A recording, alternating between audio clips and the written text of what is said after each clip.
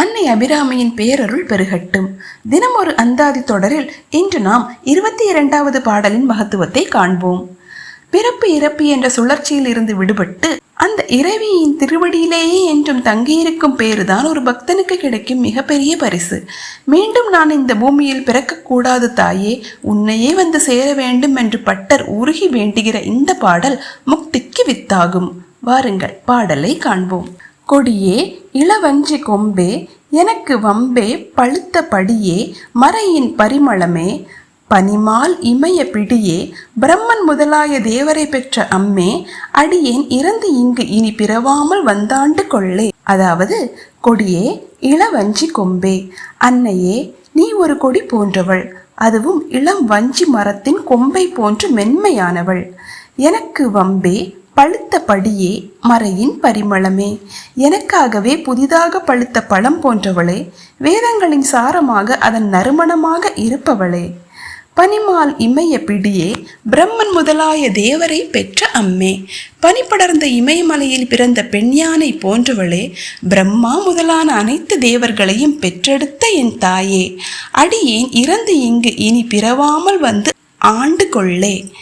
இந்த அடியேன் இறந்த பிறகு இந்த மண்ணுலகில் மீண்டும் பிறக்காதவாறு என்னை தடுத்து உன் திருவடியில் ஆட்கொண்டு அருள வேண்டும் தாயே. இதன் எளிய பொருள் விளக்கம்: அன்னையே, நீ இமயமலையில் பிறந்தவள், தேவர்களுக்கெல்லாம் தாய், நீ வேதத்தின் சாரமானவள். உன்னை பின்தொடரும் எனக்கு இனி பிறப்பு இறப்பு என்ற துன்பம் வேண்டாம். மரணத்திற்கு பின் மீண்டும் பிறக்காமல் உன்னுடைய திருவடிகளிலேயே என்னை நிரந்தரமாக அமர வைத்து கொள்ள வேண்டும் அம்மா என்று பட்டர் அழகாக விளக்கியுள்ளார். பாராயணம் செய்யும் முறை: முக்தி மற்றும் ஆன்மீக முதிர்ச்சி பெற விரும்புவோர் அதிகாலையில் அல்லது அந்தி சாயும் மாலை வேளையில் 22 முறை பாராயணம் செய்வது சிறப்பு.